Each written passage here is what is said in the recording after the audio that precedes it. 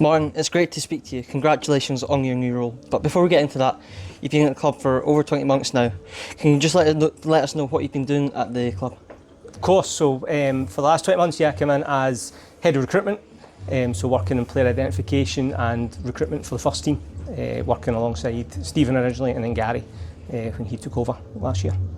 Can you just tell us a bit about your history as a scout and your career path in football? Yeah, of course. So my first role in football was at Cowdenbeath when they were in the Championship as their chief scout. After that, I went to Hibernian for 5 years, working in their recruitment department through when they were in the Championship and through the Scottish Cup win and getting into the Premiership.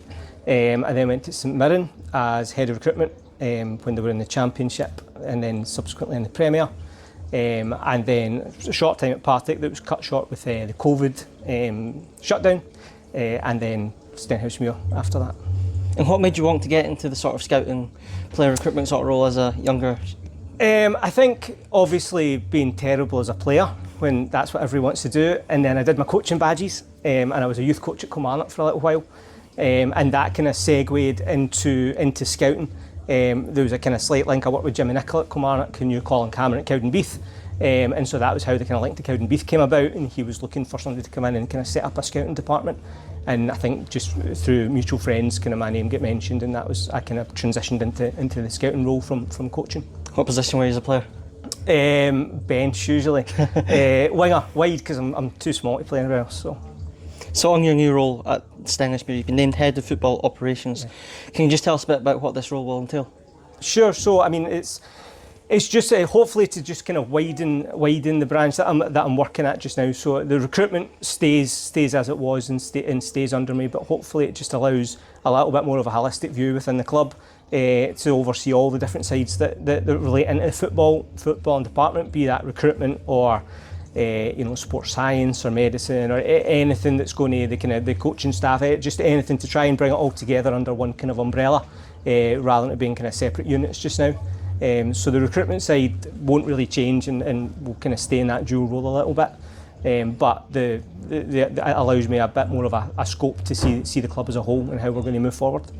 You seem pretty qualified to do the job. What do you feel you can bring to the club that isn't already here? I think so. It's a new role within the club for a start. So I think it's a role that hopefully can just unite a lot of different departments within the club and unite a lot of different strands to be working towards the same goal. Because that's what we've got. I got on really well with Gary, obviously, and Brown, who we brought in as the management team last year. So I think working with them and keeping the recruitment side kind of as a strong point as well. I think it helps some where the clubs I've been at before. Obviously, Hibs are the head of football operations or whatever, and I think it does help to kind of unite the various departments within the club and to hopefully achieving a common goal. And how frequent is your contact with the management team in general? Daily.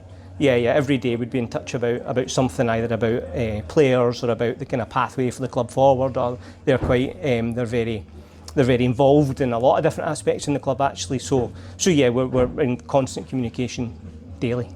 And when we think about football, the roles that you've done are not often ones that we think about. What are some of the challenges that you have faced doing your roles that not many fans will know about? So I think with that, you're right. Probably in this country, at points it has been like that. I think Hibs was a little bit of an anomaly in that they had more of a structure with a head coach and different heads of departments. I think probably the main thing is just trying to get everybody onto the same page. Any of the roles, a head of football operations or head of recruitment, they're just support roles to try and get the club being successful. So it's about trying to get every in alignment, and that's one really good thing with the first team management just now with Gary and Brown, and that we've got a really clear way of playing and a really clear player identification process to try and fit their style of play, and that was really, really strong when they come in, being able to build that relationship.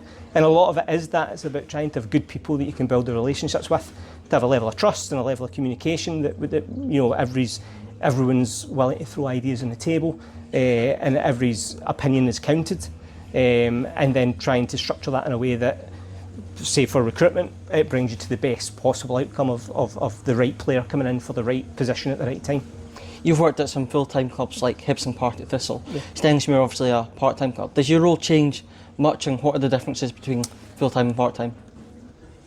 So yeah, I mean, I think the role in itself, I don't think changes. You know, I was speaking to somebody at a full-time club, you know, very recently, and you know, they said, you know, everything you do really remains the same. It's just the money gets less, you know, and that's true. You know, you're still trying to get the best players you can for your budget available. It's just the budget that's changed, but the process really, we're trying to be as professional as possible. We're trying to bring some of the full-time elements into it.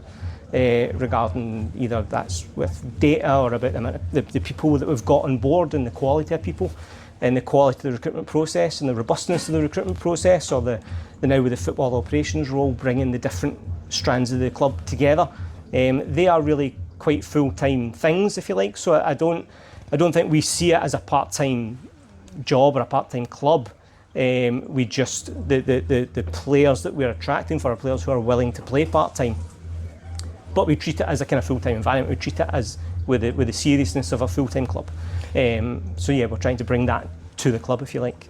And how much does money affect your role and where you go? The money available affect your role and where you go? I mean, it just changes. It changes the level you're scouting at, in effect, particularly in recruitment. You know, which was probably, I was fairly upfront with the board when I first came in, that probably the levels we were recruiting from weren't ones that I had massive, extensive knowledge coming in at, because I was looking at different areas. And obviously in the last 20 months, we've hopefully built that up and had more of a successful summer in recruitment because of that. So it changes the where you're looking, but it doesn't really change what you're looking for. You're still looking for players that are going to come in, that are going to fit the right mould of the team. We've got a really distinct player profile for every position at the club. Which is something that I'd have had before that we implemented when I came in here. So we know exactly what we're looking for in each position. It's just the markets you're looking in change. What are you most looking forward to about the new role? I think it really excited, to be honest. I think really excited to try and capitalise on the success we're having just now. Obviously we're in a really good run. 6 wins in the bounce in top of the league, and we're aware it's early days in that league season, but it's a really exciting time, I think, for the club to try and push it forward. It does mean we can look to start with some more medium-term targets as to what might happen in the future, and try and put some plans in place to have some proper pathways to go down, depending on what might happen with our success. And I think to have that in place would set the club in good stead. You have assisted in bringing this squad together, but I believe you also brought Nat Weatherburn up to Scottish football. What is it you look for in a player? Yeah, that's right. So yeah, I signed Nat at Cowdenbeath when he was playing for Corby Town down in England, and yeah, so that goes back to I look for in a player what the manager wants in a player, or what the manager wants for that position. So we've got a very defined position-specific. Tailored to each position of what the manager wants within the squad, so we can then identify that. We can either use data to try and analyse that and find out who to scout. We can get our scouts on the ground looking at that, and they know it's not just finding a left back, it's finding a left back with these specific characteristics, but the characteristics aren't defined by me, they're defined by the manager, because that's really important, because it's him that has the final say in every player. So when we identified Kinley, for example, Arthurlie, he was playing at Arthurlie on loan from Ayr United. We knew exactly what we're looking for in that left back, the exact attributes that the manager wanted that left back to have, and that made our job a lot easier in trying to identify the right one. And Kinley's come in and did really well so far, because it's a kind of round peg for a round hole. He fits what we need him to do within that team structure.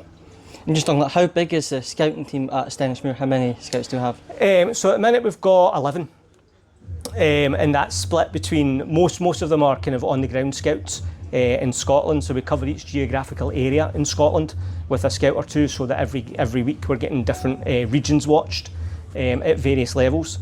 We've also got a couple of guys in England who keep their nose to the ground there, and they also deal a little bit more with the kind of data side of things, and looking at specific data points that we like to look for in players as well. And what are the sorts of plans for the new year in January? So I think the new year, I think we're keen to strengthen while we're strong and while we're at the top of the league. I think there's probably a little bit of business that we'd hope to do. I think there's probably a little bit of business that we've hopefully got done and ready to be announced when the new year happens. That I think it's a really good platform in January with where we are to be able to push on. But we're aware, and you know, one of the key reasons, you know, Gary coming in, Gary's obviously success at East Fife and getting promoted. I was at Hibs and St Mirren when they get promoted. We've got quite a lot of people at the club that have been over the course of winning a league and of what it takes. And I think January is a key month in that. It's a key month to capitalise on what you've got and make sure that you get the right people in the building that's going to have the right temperaments and the right character for the running, and just be able to push you over the line. And finally, the biggest question, are you in Football Manager? Yes, I think I am. Yes, I believe I am. I think I'm Stenhousemuir Chief Scout or something in it. Have you had the chance to play with yourself? In Football Manager, no. Because I do get an email saying I get a free copy, I think, because I'm in it. So I get an email every year with a kind of free download of it that I sometimes download just to check I'm there and what I'm doing. But I've not managed to take Stenhousemuir to the Champions League yet in it, no. Perfect, Martin. It's been a pleasure talking to you. And Brilliant. Congratulations. You too. Thank you for your time.